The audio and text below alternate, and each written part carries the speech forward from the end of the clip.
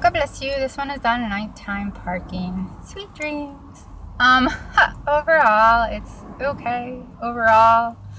But I have been living like this for a while now, so I definitely do have a few stories. One of the crazier ones, it had nothing to do with me, but I was in the area.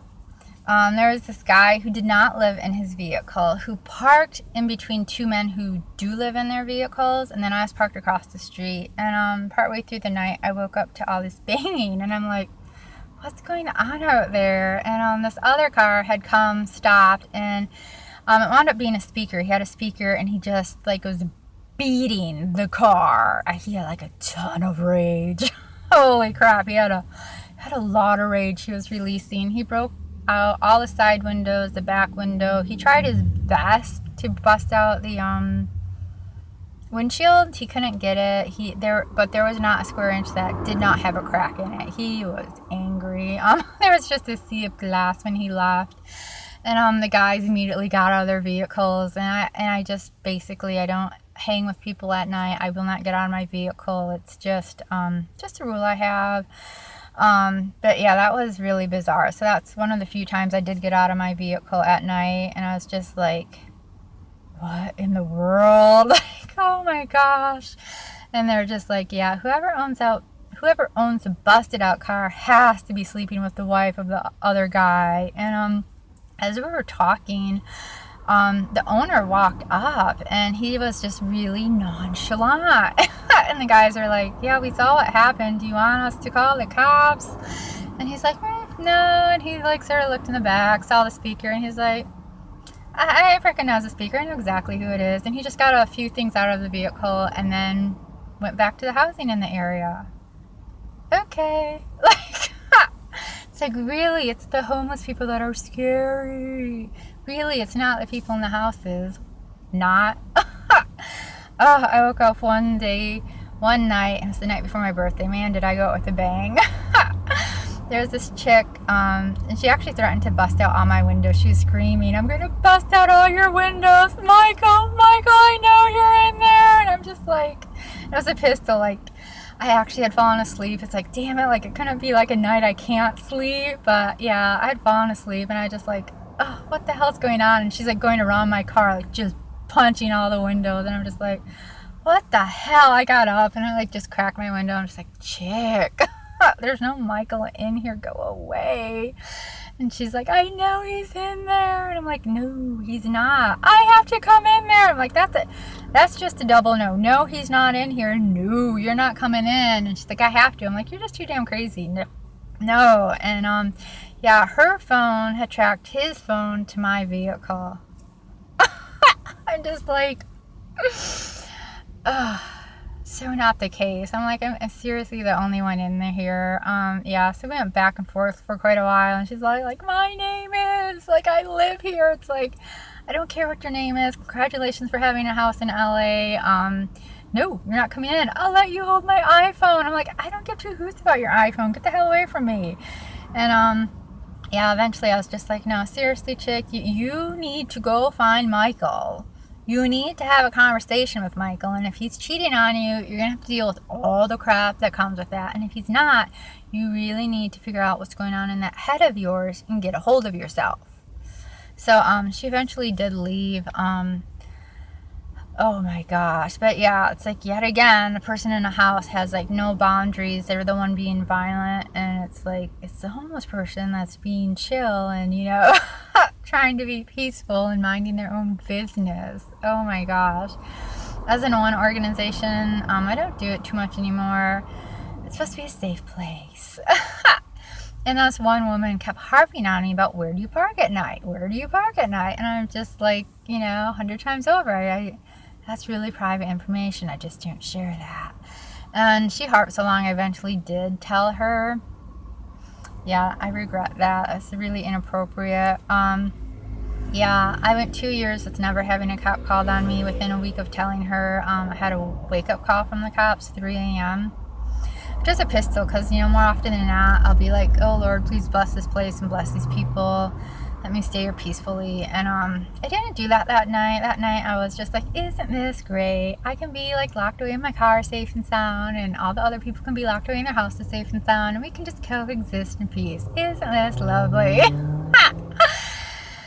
Yeah, 3 a.m. wake up call, and I had been really sick. I had like, I don't know, cold or flu that week. I was just really out of it, and I just like, it's like, well, you just need one more night of really good sleep and you'll be like, better. And I was in a really deep sleep.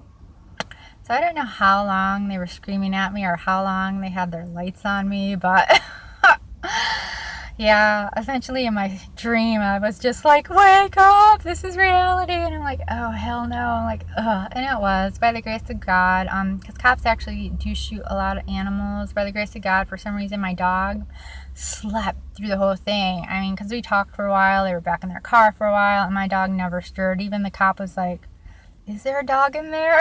I'm like, yeah, he's in the back curled up in a ball.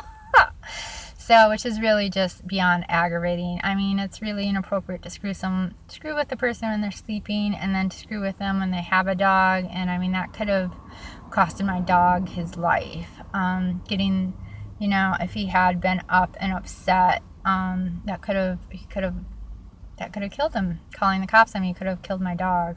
Even if he was protecting me and didn't even touch, the officers, just shoot really quick. But by the grace of God, he slept. But that was a massive piss off. But it did end on a good note. The cops and I talked for quite a while, and they just said good night. So I was like, yay! Couldn't really fall asleep after that. But I was very, very grateful that they didn't give me a ticket and they didn't force me to move, because I have been woken up in the middle of the night and forced to move, which is really a pistol. Like, the one night, it's like, talk about selective enforcement. It's like, why pick me? Like, there's like 15, 20 like ratty RVs and vans like parked behind me. Why don't you pick one of those that are freaky and like are taking up way more room? Like, why come to me? Like, I just need 3 more hours. And I even told them, it's like, this is why I'm here. And it's like a real piss off, because I used to sleep in that town like 6 nights a week, and then I went down to 1 because life changes. But like, oy vey, when it was 1 night a week, it became a crisis, and it just like, son of a guns. That was an absolute piss off. But yeah, let's see. Yeah, and chicks are always like, you can tell me where you park. I'm safe. I'm a girl. I've had so much issues with girls getting violent with my vehicle, like just physically beating on my vehicle. And like, guys have a good old boys system. You guys can fight and still be friends. You always have each other's back, and for some bizarre reason you always look the other way, or like 99% of the time it's like, well, let's make an excuse for this guy, let's look at the other way no matter what he's doing. Yeah, we really don't have that over here. Chicks can be really catty, and they're just really, you just never know where they are. And I've just had too many issues. And like, this is one chick who lives in a house, I haven't talked to her forever, and the other week she came and was like tapping on my window like at almost 10 at night, like, yo, you in there? So at least it wasn't psychotic, but still, it's like, I'm in my nighttime parking spot, stay the hell away from me. And she only knew where I was because of this guy that I've been having major issues with. It's been 2 years since I've spoken with him now. I'm still having major issues, and I don't tell people where I park, but he tells them for me. So yeah, I don't know if he's still like coming and seeking me out at night, because I have had numerous times where I wake up and I'll like, if I look out my windows, he will be across the street from me, and he gets there after me, and he makes sure to leave before I leave. So I really, even when we used to talk, he like knew way too much about me. It's like he has something on my car, because he just knows way more than he should. He knows more than I'm telling him. And after 2 years of not talking to him, he still knows. And he still is telling people. I mean, just like about 3 weeks ago, I had a guy come up like, yo, you're so-and-so came in, like, told me to talk to you. And, and he revealed that this guy had told him where I park still. And this chick that he's on and off again with, she stalks me too, and I mean, it's like night, day, and even like first thing in the morning, she waits like this one place I'll go to if I'm in this one area. She lays and waits across the street for me. So then when I pull in and there'll be no cars around, and I pull in and she's just like right on my bumper, and she won't say anything to me, but it's just like, I'm like a half an inch from your face, but I'm not touching you. It's like, yes, but you're in my personal bubble, which is a danger zone. Stop it. And it's just asinine. And she has a place. And she's like obsessed with this guy who's in his vehicle. So she has basically become homeless for him. He has turned her into me. I mean, she's even switched out her car, but all she does is slander me. And then I usually am just like, I don't care. Like, even the other week, someone came up, like, ooh, you know, she's talking about you. It's like, you know, I don't give two hoots what him or her thinks about me or says about me. New topic. Every now and then, especially with guys who've been around longer, it's like, could we just review facts? Let's review facts just for a moment, at which they're always like, you're not stalking her, she's stalking you, and you haven't changed one bit. She's changed like everything about her. I'm like, yeah, including her vehicle, which she initially got in the wrong color, but 2 weeks later she got it in the right color, my color. But yeah, she just goes around like just slandering me constantly for 2 years, and it's pathetic. She has her health, she has a place, she's 10 years younger than me. It's like, get a life that doesn't involve me. And it's really pathetic because I mean, one day I was sick and I really needed to use a bathroom, and I got up at 4:30, which is earlier than normal. And it was asinine. At 4:30 a.m. she was already laying in wait for me.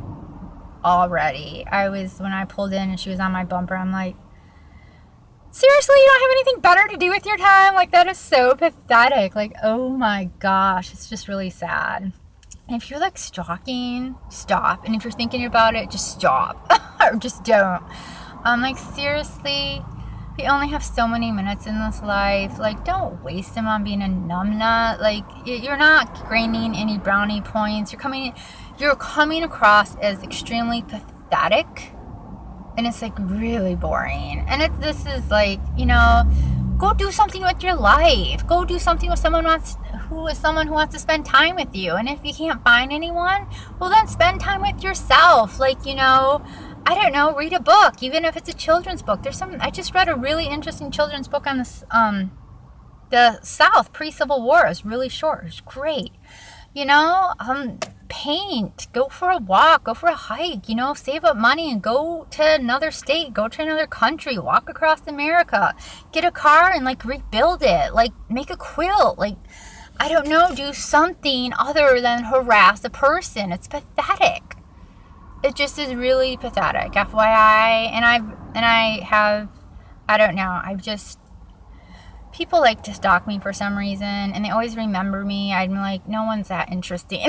Like, it's just not possible, but it's like genetics. So my dad deals with this crap too, so it's just like, it's genetics. But it's like, go focus on someone who wants your attention. It's like, we seriously only have so many minutes. Like, go have like a fun adventure. Like, seriously, like, you only have so much time. Don't waste it on someone who's not interested in you. And it's alarming because this guy in the scale, like, all the guys think they're gonna kill each other, and some of them think they're gonna kill me before they kill each other, which the last couple months they have been getting really violent with each other, like to the point of I'm having to go to the hospital. And I know she just the other week, or actually the other month, even this chick who's stalking me and like slandering me, she's like actually trying to get my phone number. And like, no, it's like, you seriously need to get it through your head. You and him need to get through your head. You're not part of my life. And she even admitted that they know I'm not talking about them. They're the ones doing the drama. She admitted it straight up. It's just, it's really sad when you have your health. I mean, they have their health. They have more money than I do. They just have so much more going for them, and that they just keep focusing on me. Like, it's really sad.